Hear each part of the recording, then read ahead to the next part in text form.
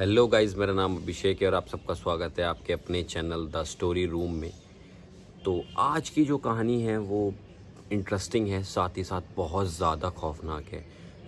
जिस बंदे की ये कहानी है, अगर उसने सही टाइम पे सही डिसीज़न ना लिया होता तो हो सकता था कि वो आज मर भी जाता, ना बच पाता, कुछ भी हो सकता था। लेकिन आप एक बात सोच के देखिए, आप किसी एक कॉलोनी में रह रहे हैं, एक घर में आप बहुत टाइम से रह रहे हैं और आपको पता चले कि जहां आप रह रहे हैं उस ही घर के सामने एक भूत, एक आत्मा भटक रही है काफ़ी टाइम से, लेकिन आपने उसे कभी नहीं देखा। जब आपको ऐसा पता चलेगा तो आपके पैरों के नीचे से ज़मीन निकल जाएगी। आपको लगेगा कि मैं इतने टाइम से यहाँ रह रहा हूँ, मुझे कैसे ये बात नहीं पता थी। और फिर आपको घर में निकलने से भी डर लगेगा और कुछ काम करने से भी डर लगेगा।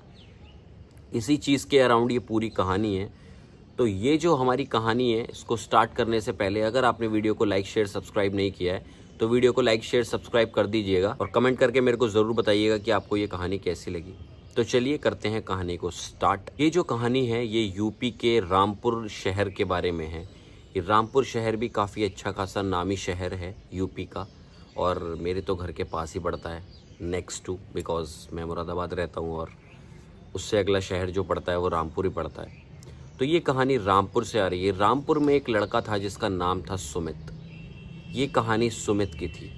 तो सुमित जो है वो रामपुर से थोड़ा सा आउटस्कर्ट्स में रहता था, थोड़ा सा रामपुर से हटके, लेकिन उसका घर भी किसी हिल स्टेशन से कम नहीं था। उसका घर एक छोटी सी पहाड़ी पर ऊपर जाके था। वहाँ पे और भी लोगों के छोटे मोटे घर थे, लेकिन उसका घर सबसे ऊपर था।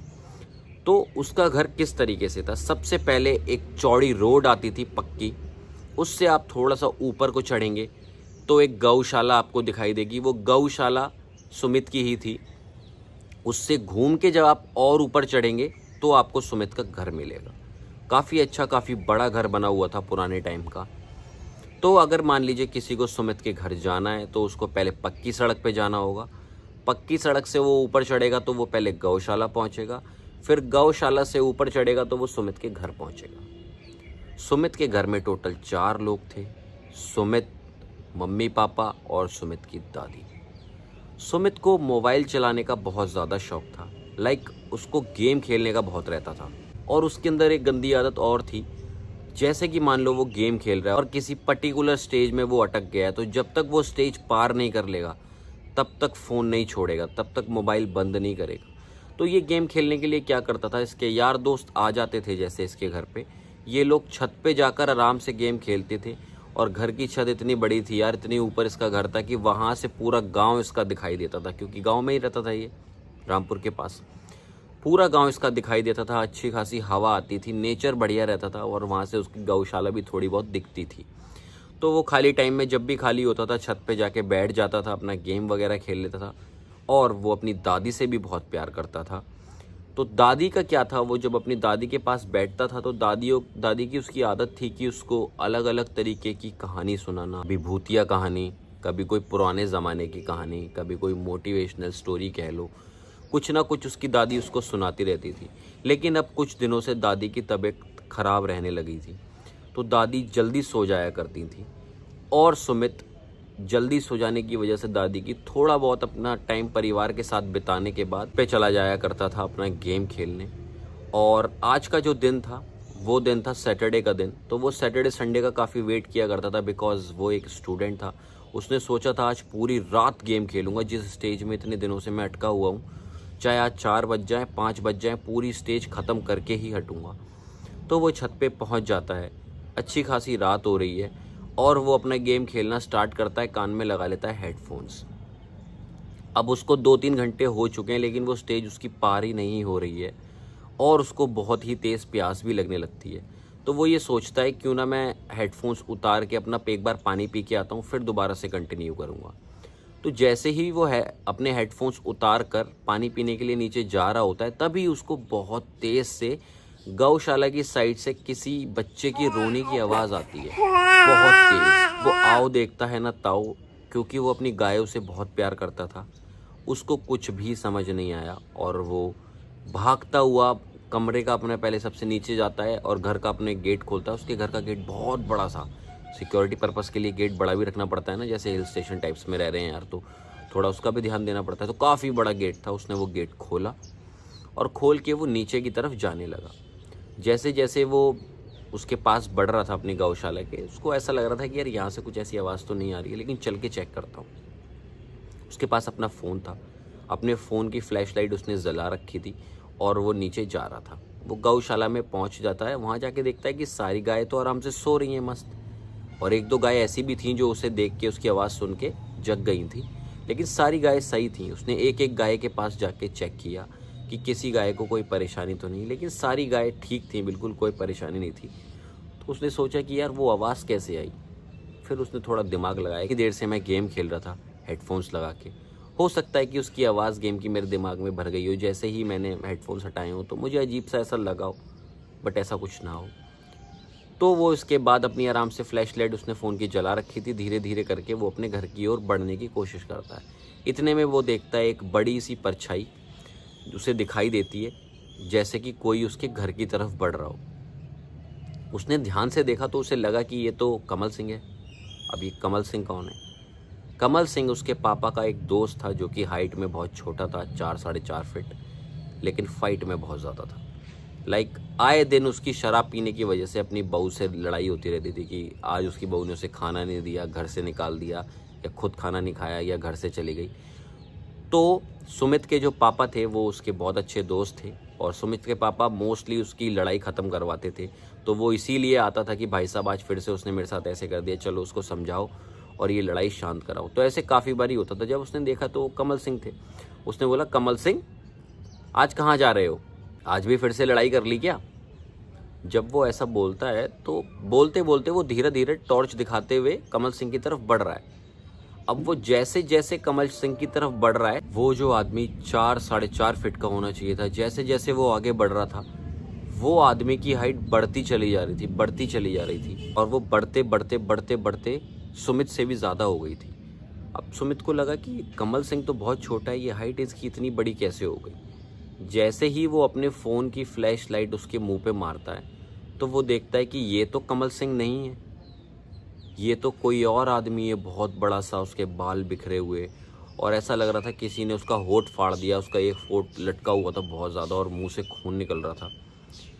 उसे देख के सुमित की हालत ख़राब हो जाती है। सुमित को समझ नहीं आता कि वो क्या करे। वो आओ देखता है ना ताओ, और इतनी तेज़ स्पीड में अपने घर की साइड भागने लग जाता है जिसका कोई कहने नहीं। वो बिना देखे पीछे भागता रहता है। जैसे तैसे करके भाग के घर के अंदर घुसता है, और बड़ा सा गेट जो होता है वो एकदम से बंद करता है। उसको ऐसा भी फील हो रहा था कि वो जो चीज़ थी वो उसके पीछे भाग रही थी। और वो गेट बंद करने के बाद भागता हुआ अपने घर में ऊपर जाता है। छत पे जाके छुप के देखने लगता है कि क्या वो चीज़ उसको देख रही है या नहीं देख रही, या वो चीज़ कहाँ पे है। जब उसने ध्यान से देखा तो उसे पता चला कि वो चीज़ उसके कंपाउंड तक आ चुकी है घर के। तो वो जैसे ही उसको झांक के देख रहा होता है, एक हाथ पीछे से सुमित के पास आता है और यूं करके सुमित को खींचता है। सुमित को समझ नहीं आता कि ये क्या हुआ। सुमित सोचता है कि किसने मुझे पीछे खींचा। वो पीछे देखता है, बोलता है कौन कौन कौन। तो उसके पापा बोलते हैं चुपचाप पीछे आ जा। वो पीछे हो जाता है। उसके पापा बोलते हैं कि ये क्या बात है। तो वो कहता है, पापा मैंने नीचे कमल सिंह को देखा, लेकिन वो बहुत बड़ा हो गया था एकदम से। उसके पापा ने पूछा कि तू मुझे बस इतना बता कि तूने उससे बात की या नहीं की। पापा मैं बात करने तो वाला था। अरे सब छोड़, ये बता बात की हाँ या ना। नहीं पापा मैंने बात तो नहीं की। कहता है फिर ठीक है। उसके पापा की जान में जान आई ये सुन के कि उसने बात नहीं की। फिर उसके पापा कहते हैं अब बाहर की तरफ मत देखना, और कोई भी अगर तुझे आवाज़ लगाए तो आवाज़ मत सुनना किसी की भी। कहता है पापा ऐसा क्यों? लेकिन वो कहते हैं फालतू मत बात कर, चल नीचे मेरे साथ। हमेशा वो अपने कमरे में सोता था। उसके पापा ज़बरदस्ती उसे अपने कमरे में लेके गए, क्योंकि उसका अपना कमरा था, लेकिन तब भी उसके पापा उसे अपने कमरे में लेके गए। वो पापा के पास लेटा हुआ होता है। बाहर से आवाज़ आती है बच्चे की रोने की। फिर से वो सोचता है कि यार ये कौन रो रहा है, एक बारी मैं उठ के देख लूँ। उसके पापा बोलते हैं कि हर एक आवाज़ जवाब देने के लिए नहीं होती है, चुपचाप लेटे रहे। तो उसे बोला ना। कहता है कि पापा क्या बात है, मुझे बताओ प्लीज़ क्या बात है। अब मैं भी बड़ा हो गया हूँ, मुझे भी बात पता होनी चाहिए। तो उसके पापा बोलते हैं कि कुछ साल पहले एक बच्चा था जो बहुत प्यारा था। छोटा सा हमारे घर के रास्ते से उतर के रोड जो पड़ती है वहीं एक घर था, वहाँ वो रहता था। लेकिन उसके फैमिली के ही किसी मेंबर ने प्रॉपर्टी की वजह से उस बच्चे को मार दिया और मार के वहीं गाड़ दिया। जब से उस बच्चे को गाड़ा है उस दिन के बाद से वो लोगों को वहीं पे दिखाई देता है और रोज़ दिखता है वो। लेकिन जिस दिन उसे मारा गया था उस दिन वो लोगों को पुकारता है और जो भी उसकी बात सुन लेता है वो उसको वहीं चीर फाड़ के खा जाता है। पापा से बोलता है, पापा ये सारी बातें आप सबको कैसे पता? तो उसके पापा कहते हैं, बेटा एक बार की बात है, एक इंसान था जो कि उस घर के पास से निकल रहा था। उसने देखा कि एक बच्चा खड़ा हुआ है। उसे तो यही लगा कि एक नॉर्मल सा बच्चा है ये जो यहाँ पे खड़ा हुआ है। तो उसके पापा ने सोचा कि क्यों ना मैं बच्चे से पूछूं कि रात में यहाँ क्या कर रहा है। तो वो पूछ लेते हैं कि बेटा तुम यहाँ क्या कर रहे हो रात में। अब वो बच्चा तो बस ये चाहता था कि कोई उनसे बात करे और वो बच्चा उनको मार के चीर फाड़ के वहीं खा जाता है। अगले दिन पता चलता है कि उनकी लाश वहाँ पे मिली। तो बेटा यही बात है और तू ज़्यादा इस चक्कर में मत पर, आराम से सो जा। पूरी रात कितनी भी आवाज़ आए तुझे आवाज़ का कोई रिस्पॉन्स नहीं देना है। वैसा ही हुआ। पूरी रात बाहर से बच्चे के रोने की आवाज़ आती रही और उस रात उन लोगों को नींद भी थोड़ी कच्ची आई। ऐसे तैसे करके पूरी रात कटी और रात कटने के बाद सुबह जब वो लोग उठते हैं तो देखते हैं वहाँ से भागता हुआ एक इंसान नीचे की तरफ से उनके घर आ रहा है और उसके पापा से आके बोलता है कि भैया भैया आपको पता है क्या वो जो चौधरी का लड़का था? चुप हो जाता है। तो सुमित के पापा पूछते हैं, चौधरी का लड़का क्या हुआ? इतने में सुमित भी कमरे से उठ के आके वहाँ बैठ जाता है। भैया वो चौधरी का लड़का। तो वो फिर से पूछते हैं, अरे चौधरी के लड़के को क्या हुआ? तो वो बोलता है कि चौधरी के लड़के को उस कोने पे उस बच्चे ने मार के खा लिया। तो उस बच्चे की अंतड़ियाँ वहाँ पड़ी हुई थी। सुमित जब ये बात सुनता है कि चौधरी के लड़के को मार के उस बच्चे ने खा लिया है, उसकी अंतड़ियाँ वगैरह पूरी बिखरी हुई हैं, तो उसके सीने से दिल सा निकल गया था। डर के मारे वो पागल हो गया था। वो ऐसे शौक में चला गया था लाइक जैसे चौधरी का लड़का उसका दोस्त हो। लेकिन रियलिटी में चौधरी के लड़के को वो सिर्फ जानता था कि एक लड़का है, वो यहाँ रहता है, लेकिन वो उसका दोस्त वगैरह कुछ भी नहीं था। लेकिन जब उसने ये बात सुनी तो इतना शौक में आ गया वो और उसके पापा इस बात को समझ चुके थे कि शायद कल चौधरी के लड़के की जगह सुमित भी हो सकता था, क्योंकि शायद चौधरी के लड़के से पहले सुमित ने उस भूत को देखा था। अगर वो उसकी बात का रिस्पॉन्स कर देता तो हो सकता था कि सुमित का नंबर पहले लग जाता। ये चीज़ सोच के सुमित को बहुत डर लग रहा था, लेकिन वो समझ गया कि आज उसकी मौत नहीं लिखी थी।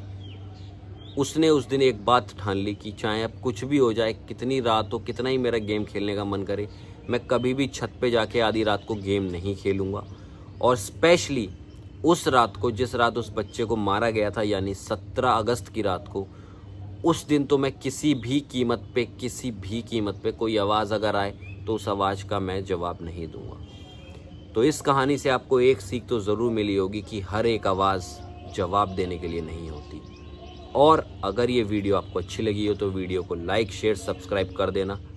मेरे चैनल को ज़रूर सब्सक्राइब कर देना यार, ताकि और ऐसी वीडियोज़ आपके लिए लेके आता रहूँ। मैं मिलूँगा इससे नेक्स्ट वीडियो में। लेकिन अगर आप भी कोई अपनी कहानी है जो मेरे साथ शेयर करना चाहते हैं तो आप लोग मुझे मेरी मेल पे अपनी कहानी पूरी डिस्क्राइब करके पूरा बढ़िया तरीके से डिटेल में भेज सकते हैं। मेल मेरा डिस्क्रिप्शन में मेंशन है। मैं मिलूँगा नेक्स्ट वीडियो में, तब तक के लिए पीस आउट, बाय बाय।